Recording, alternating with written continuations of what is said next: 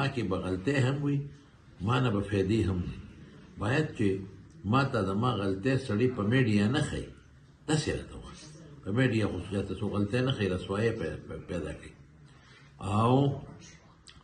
مثبت سوچ چې د ما کوم دی پکار چې خلکو ته مخکې شي نو نن سبا به خلک په میډیا د خلکو عزتونه اخلي وایي به چې نه کنه دا د غلطي مو درته ښایو نو خو غلطي چاته څوک په میډیا ښیي دا یو غټ نقصان ده شروع دی په دې باندې الله خفه کېږي. السلام علیکم ورحمت الله وبرکاته.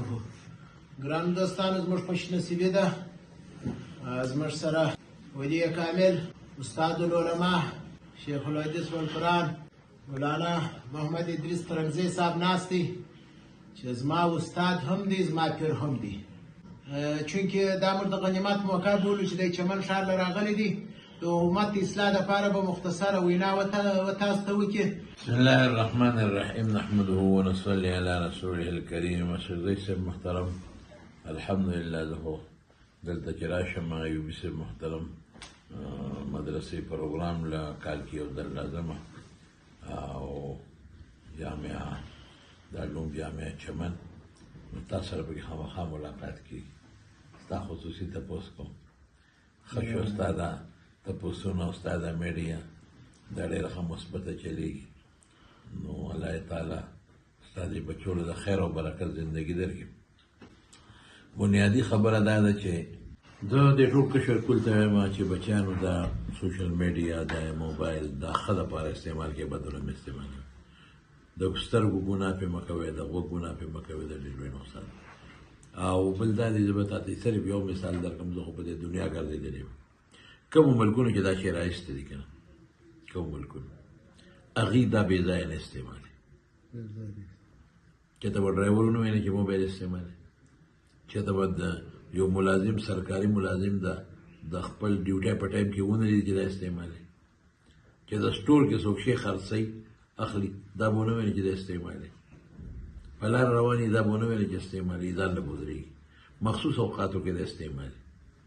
غیر مخصوص اوقات کې دا نه نو دا خلک یې د نظر خلاص کړل پیسو نه خلاص کړل دین نه خلاص کړل دنیا نه خلاص کړل هر سړی په دې څیز کې لګیا دی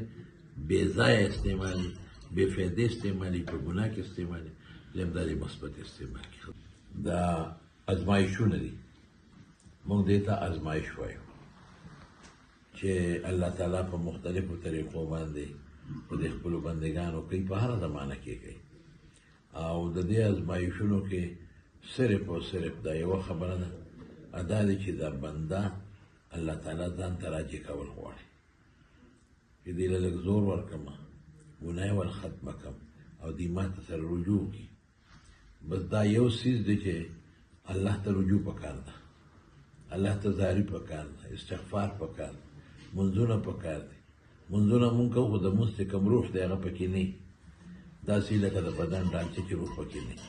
ځان ته خلاصوو نو مونځ په صحیح طریقه پکار ده الله ته رجوع پکار دی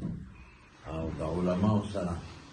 خپل تعلق جوړ ساتل پکار دی د علماو نه ځان لرې کول نه دي پکار نو چې علماو سره جوړي بنده ګوره چې نن سبا دومره فتنې روانې دي چې خلک بعضې ټول نه یم الحاد طرف ته لاړل زه چې پخوا چې د یونیورسټۍ ته ما خلک بولي که نه یونیورسټۍ کې کالج کې دا بیانونه نو ما به تپوس کوه چې یاره په څه موضوع بیان وکړم نو ما ته به پرنسپل ډایرکټر یا وایس چانسلر ما ته به په اخلاقیاتو کوه یونیورسټۍ حالات داسې چې د ماشومانې هلکان یې چې اخلاقیات وه اوس چې کوم ځای ته ځم مخکې راته عنوان کېږي چې موږ سره ټایم راکړه ټیمونه چې نه ما ته وي نه لازمل به یې ځکه راکړې چې بیان به په رد د الحاد کې خلک رانه بل خوا لاړل قادیانان شو زموږ طرف ته خلک باندې دا عالمانو پسې خبر یو بد دی او منفي سوچونه کوي عالمان خو د الله د دین خدمت کې مدرسې کې خلکو ته عقیده اعمال اخلاق چې څومره دا فتنه زیاتېږي د مدرسو د دین خلاف سازشونه نو هغه مرستهداګانې مرسته او بیا موږ له یې هم راکوي که نه موږ ملایانو له یې ولې راکوي موږ خپل منځ کې سره یو بل پسې لګیا یو که په میډیا باندې تاسو وینئ یو ملا یو پسې لګیا دی بل زه خو دې د خدا هم زما خو اصلاحي خبرې وي زه خو علماو ته یم چې د خدای خاطر کوئ اتفاق پیدا کړي اختلاف مه کوئ نقصان یې تاسو ته دی نقصان یې امت ته دی